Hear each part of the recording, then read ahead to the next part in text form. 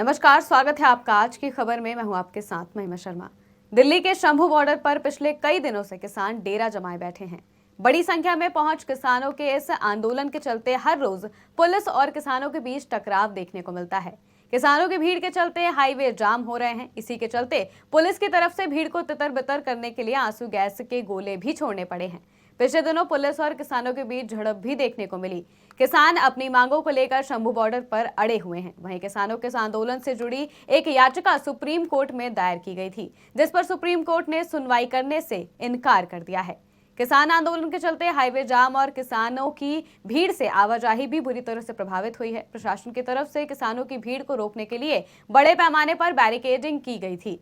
इसी को लेकर सुप्रीम कोर्ट में एक याचिका दाखिल की गई, जिसमें हाईवे को अवरुद्ध करना लोगों के मौलिक अधिकारों के हनन का हवाला दिया गया था। साथ ही नेशनल हाईवे एक्ट और बीएनएस के नियमों का हवाला देते हुए इसे अपराध बताया गया था। इसी मामले पर सोमवार को सुप्रीम कोर्ट में सुनवाई होनी थी, लेकिन सुप्रीम कोर्ट ने इस मामले में सुनवाई करने से इनकार कर दिया है।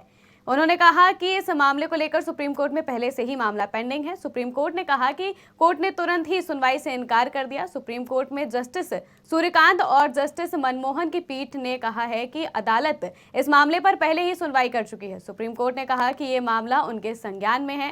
पहले से ही एक मामला सुप्रीम कोर्ट में ही पेंडिंग पड़ा है।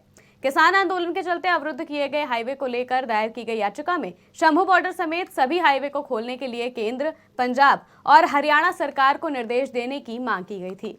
याचिका में कहा गया था कि इस तरह हाईवे को अवरुद्ध करना लोगों के मौलिक अधिकारों के खिलाफ है। ये भी कहा गया था कि ये नेशनल हाईवे एक्ट और बीआरएस के तहत भी अपराध है। ऐसे में हाईवे को रोकने वालों के खिलाफ कानूनी कार्रवाई की जाए।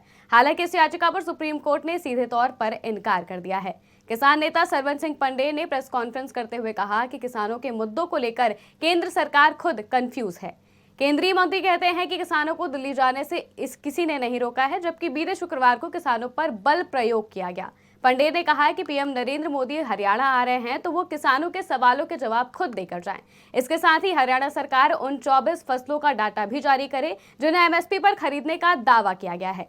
ये भी जानकारी दें कि किसान फिलहाल अभी दिल्ली कूच नहीं करेंगे, बल्कि इस पर फाइनल फैसला किया जाएगा और फिर किसानों की तरफ से नई रणनीति तैयार की जाएगी। फिलहाल के बस इतना ही। आप देखते रहिए आज की खबर।